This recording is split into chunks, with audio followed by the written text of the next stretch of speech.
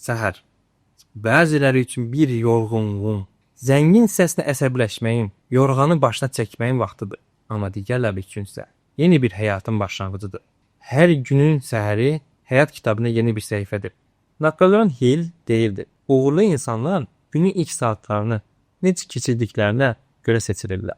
Dale Carnegie isə belə deyirdi: günün ilk saatları bütün günün ritmini müəyyən edir. Səhərin idarəsi həyatın idarəsidir. Bəli, uğurlu insanların əksəriyyəti səhər erkən qalxırlar. Onlar yatanda rahat, amma oyananda məqsədli və enerjili olurlar. Çünki bilirlər ki, səhər saatlarında beyin daha aydındır, iradə daha güclüdür, imkanlar daha çoxdur. Robin Sharma 5 AM klub kitablarında deyildi: saat 5-də qalxanlar, saat 8-də qalxanlar bir ömür boyu qabaqlayırlar. Çünki səhər vaxtı beyin fokuslanma qabiliyyəti ən yüksək həddə çatır. Məşhur insanlardan Elon Musk, Tim Cook və bir çoxları ortaq cəhəti var: erkən qalxmaq, səhər qalxmaq. Onlar günə enerji ilə başlayır və ən çətin işlərini səhərin ilk saatlarında həll edirlər. Çünki bilirlər ki, günün başlanğıcı günün taleyini müəyyən edir. Gəlin dostlar, bu məsələyə İslam tərəfdən də baxaq. Bunu isə bizə 1400 il bundan qabaq Peyğəmbərimiz s.ə.v buyurmuşdu. Səhərin gücünü çox aydın şəkildə bizə izah etmişdi. Bir hədisdə buyurur: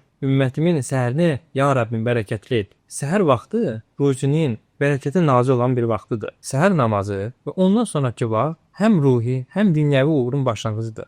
Əsrlər boyu alimlər, ticarətçilər, mütəfəkkirlər hamısı bilirdi ki, kim səhər vaxtını dəyərləndirirsə, həm işində, həm imanında ucalır. Atalar sözümüz var, unutmayaq. Həyatda 22 insan qazanır: erkən qalxan və tez evlənən. Buradan bir nəticə çıxır: bütün uğurlu insanlar, bütün böyük alimlər bu mövzuda eyni fikirdədirlər. Səhəri idarə edən həyatını idarə edir. Səhər vaxtını dəyərləndirən insan daha çox öyrənir, daha çox məhsuldar olur, daha az stres yaşayır və ən əsası Allahın bərəkətə nail olur. Unutma, hər səhər sənə yeni bir şans verilir. Dünən olmadığın insan olmaq üçün. Sual sadədir: oyanıb fürsəti dəyərləndirəcəksənmi, yoxsa yorğanın altında bitirəcəksənmi?